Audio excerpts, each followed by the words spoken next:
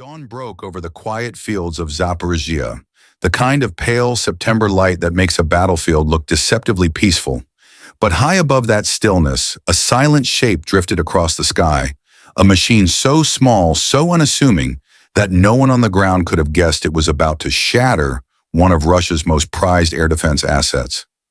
In just minutes, a $40 million S-300V launcher, built to intercept jets, missiles, and even ballistic threats, would face a weapon it was never engineered to defeat. Not a fighter jet, not a cruise missile, but a single unmanned aircraft flying low, flying quiet, guided by patience and precision. What unfolded next would send ripples through military circles from Washington to Brussels, raising a question every modern army must confront: when a drone costing less than a family sedan can outrun, outsmart, and overpower a Cold War giant. What does that mean for the future of warfare? Don't just watch, engage. If clear-eyed analysis matters to you, like, subscribe, and join the conversation. Long before the drone ever crossed the front line that September morning, the target waiting in the open field was already a symbol of Russian military pride. The S-300V, known to NATO as the SA-12 Gladiator and Giant, was designed during the late Cold War to do one thing with absolute authority: deny the enemy the sky. For decades, Russian commanders trusted this system as the backbone of their long-range air defense network, a fortress on tracks capable of engaging fighters, cruise missiles, and even ballistic threats hurtling in at blistering speeds.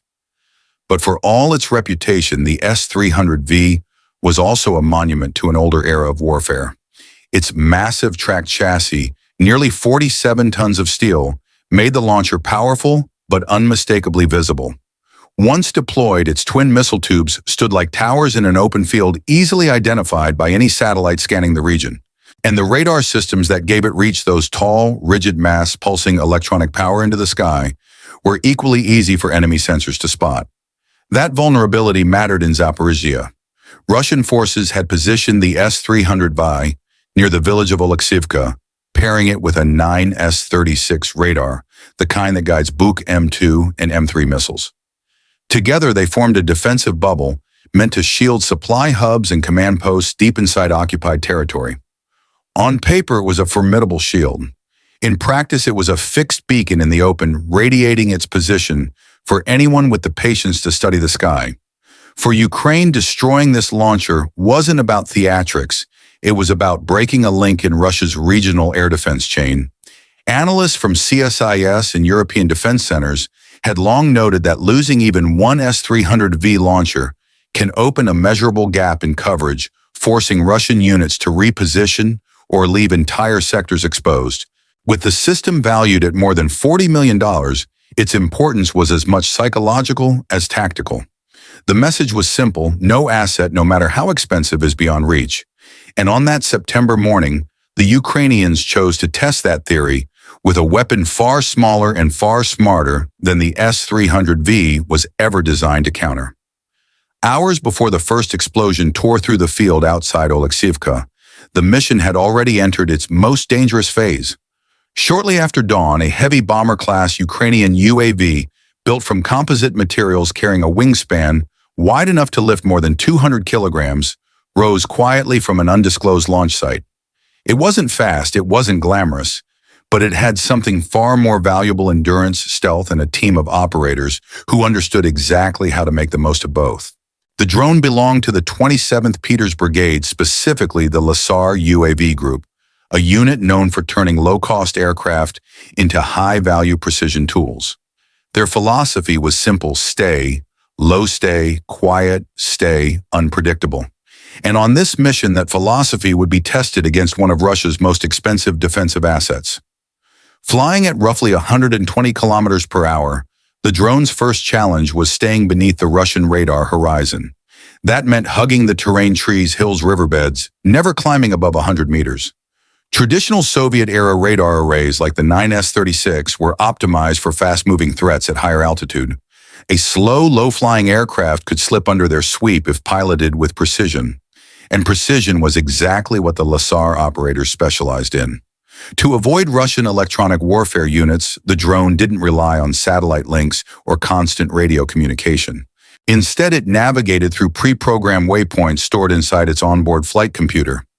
Every course correction, every altitude adjustment, every throttle change was calculated to minimize heat signatures and evade detection. Operators intervened only when absolutely necessary, communicating through encrypted bursts lasting less than a second. As the UAV approached the front line, the terrain opened into wide farmlands, beautiful but dangerous. Open space meant more exposure, so the operators slowed the drone, making it blend with the thermal background of the early morning air. The still, cool fields and soft September sunlight helped mask it from infrared sensors. Then at exactly 10:15 a.m., the moment came. The drone crossed into the target zone. Below the two unmistakable shapes appeared the towering missile tubes of an S-300V launcher and the rigid mast of the 9S-36 radar. Years of engineering, decades of doctrine, hundreds of millions of dollars in infrastructure, all resting silently in an open field, unaware that a $100,000 aircraft was now poised above them. For the Lasser operators, the next minutes would determine the success or failure of the entire mission. And failure was not an option.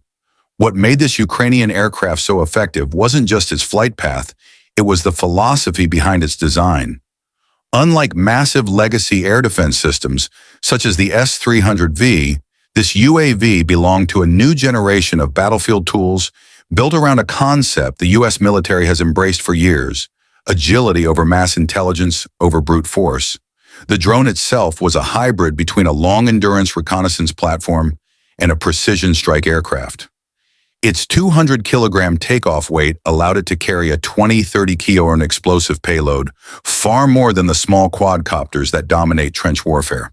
Its composite frame reduced radar reflections, and its slow, deliberate cruise speed allowed operators to fine-tune its trajectory with surgeon-like control.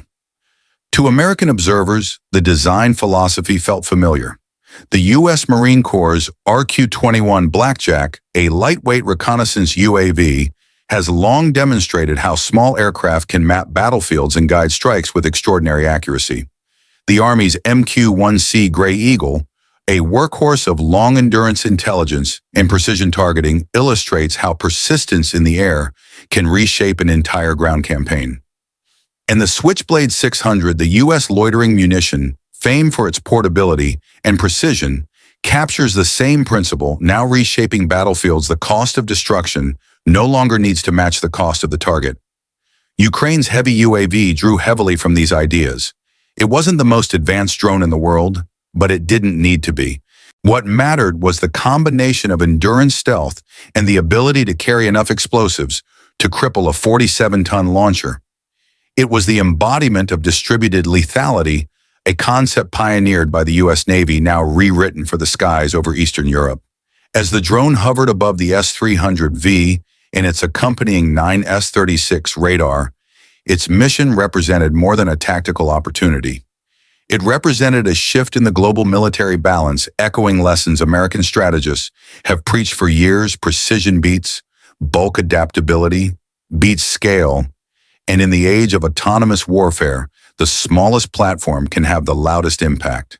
The next move would transform theory into reality.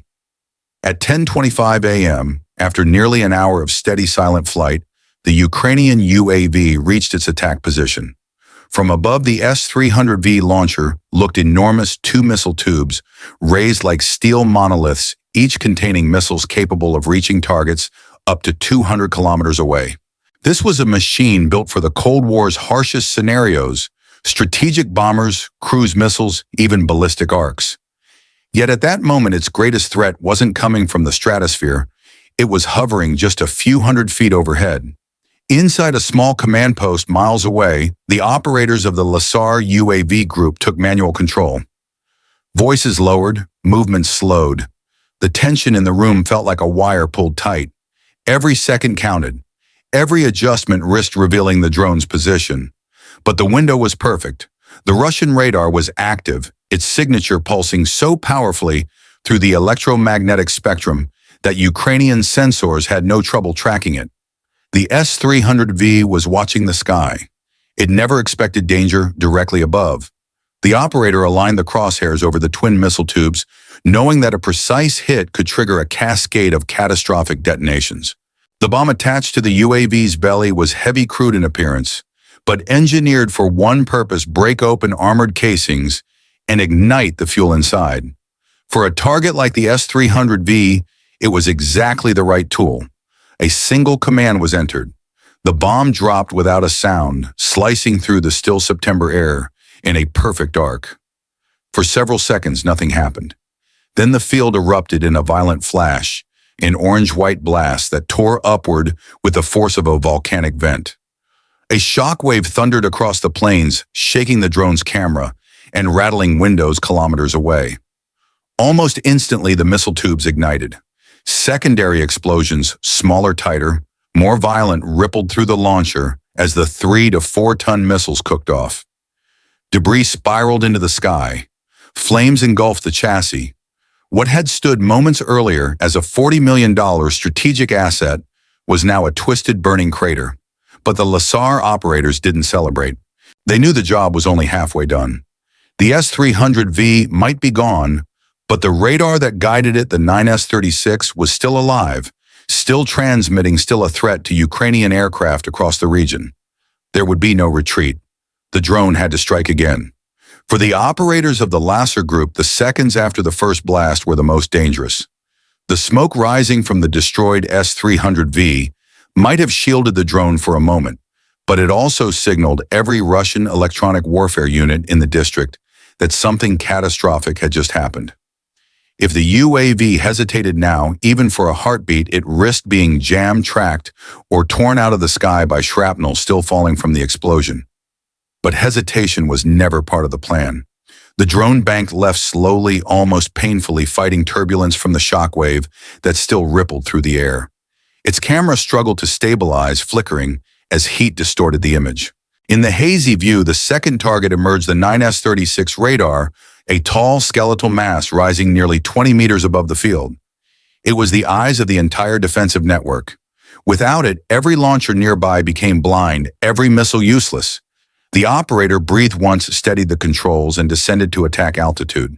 The drone's flight computer compensated for the thermal bloom below, keeping it tucked beneath the radar's upward-facing scan pattern. The mission depended on remaining invisible just a few seconds longer. At 10:26 a.m., the crosshairs locked onto the radar cabin just below the antenna assembly. The perfect strike point. Another command, another quiet release. The second bomb fell cleanly, a dark shape vanishing into the plume of smoke drifting across the field. Then a split-second flash, sharper and more focused than the first. The radar mass snapped like a snapped beam, folding in half as fire consumed the electronics inside. A burst of sparks marked the collapse of its power systems, followed by a rolling wave of black smoke. Just as the flames engulfed the wreckage, the drone's camera jolted violently. The feed shook, pixelated, then went completely dark. Whether it was the blast shrapnel or a final surge of heat, the UAV was gone, but its mission was complete. In less than 15 minutes, a drone worth under $100,000 had erased Russia's long-range eyes and its heaviest shield in Zaporizhia. A single aircraft flown by calm hands and quiet logic had done what once required entire squadrons. And for the first time that morning, the battlefield fell silent. When the footage of the strike first circulated among Western defense analysts, the reaction in Washington wasn't shock, it was recognition. For years, American strategists had warned that large legacy systems like the S-300V were becoming vulnerable in a world dominated by unmanned systems, precision sensors, and decentralized fires. The September 3rd strike simply proved the point with cinematic clarity.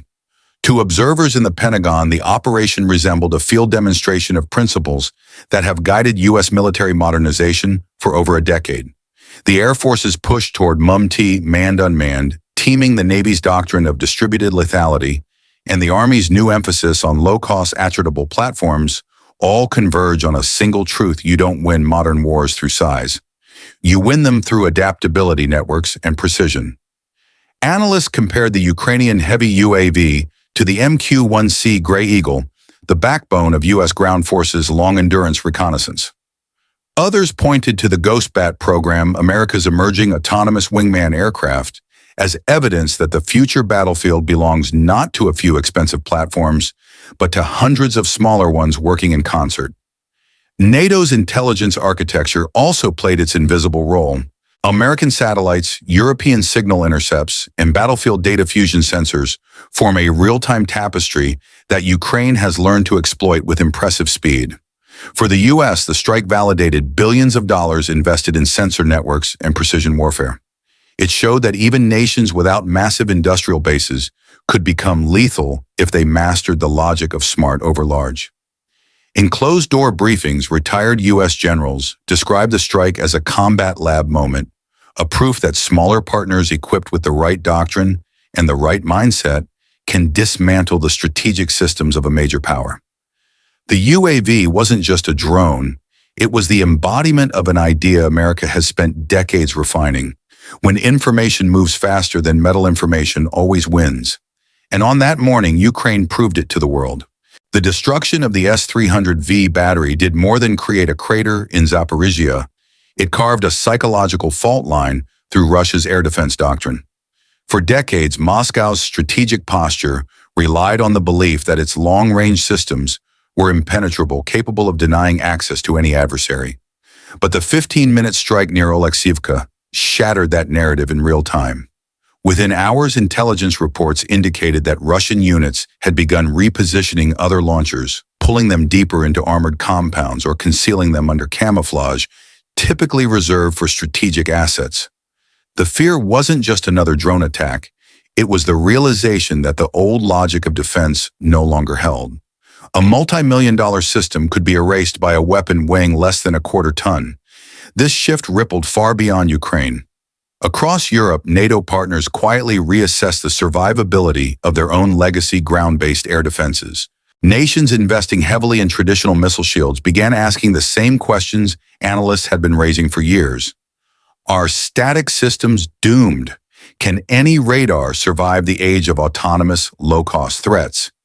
Defense ministries from Poland to the Baltic states accelerated procurement of counter-drone systems, loitering munitions, and AI-assisted early warning sensors, many modeled after U.S. platforms like the AN/TPQ-53, Patriot PAC-3 MSE, and even experimental laser defense grids. The message was loud and undeniable. Whoever adapts first sets the pace of the battlefield. On the global stage, the strike also altered perceptions of Ukraine's technological maturity. Countries in Africa, Asia, and the Middle East quietly requested data case studies and footage, eager to understand how a nation under siege could dismantle a top-tier defense system with such precision. It wasn't admiration for destruction, it was recognition that a new form of warfare had arrived, one that demanded new thinking and new alliances.